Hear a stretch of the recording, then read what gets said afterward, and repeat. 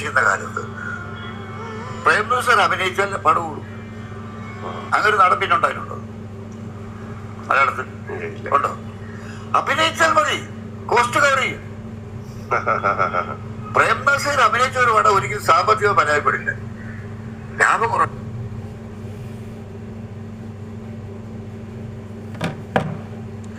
പല സുഹൃത്തുക്കൾ ഇന്ന് ചർച്ച ചെയ്യാൻ പോകുന്ന വിഷയം ശ്രീകുമാരൻ തമ്പിച്ചേട്ടൻ്റെ മറ്റൊരു ഇൻ്റർവ്യൂ ആണിത്.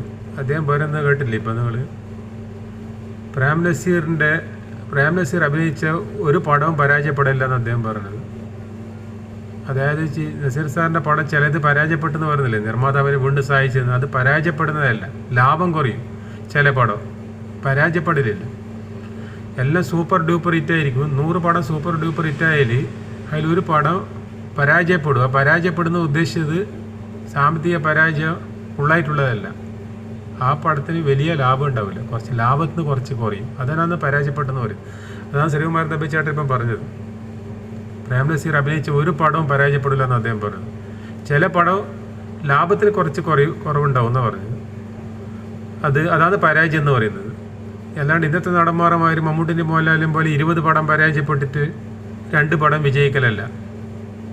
മമ്മൂട്ടിൻ്റെ മോഹൻലാലിന് ഇപ്പോൾ എത്രയോ വർഷങ്ങളായിട്ട് 20 പടം ഇറങ്ങിയാൽ 2 പടം വിജയിക്കുന്നത്. നസീർ സാറിൻ്റെ പടം അങ്ങനെയല്ല. നസീർ സാറിൻ്റെ പടം എല്ലാം വിജയമാണ്. അതുകൊണ്ടല്ല അദ്ദേഹത്തിന് ഇത്രയും മാർക്കറ്റ്. പിന്നെ ശ്രീകുമാരൻ തമ്പിച്ചേട്ടൻ പറയുന്ന കേട്ടില്ലേ, പ്രേംനസീറിൻ്റെ പോലെയുള്ള നടൻ പിന്നെ ഉണ്ടായിട്ടുണ്ടോ ചോദിച്ചത്.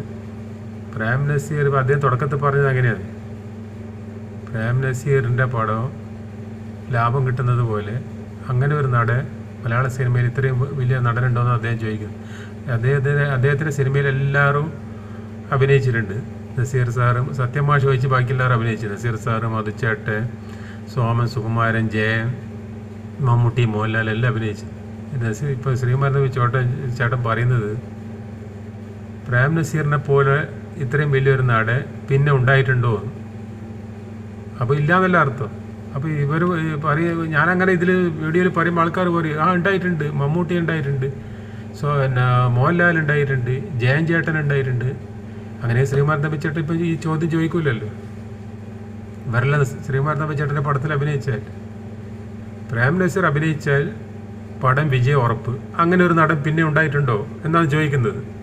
അപ്പോൾ ഈ ഇൻ്റർവ്യൂ അവതാരനും അത് പറയണ്ടെന്നാല് അങ്ങനെ ഉണ്ടായിട്ടുണ്ട്, സത്യൻ ഉണ്ടായിട്ടുണ്ട്, അങ്ങനെ പറയാൻ കഴിയില്ലായിരിക്കും.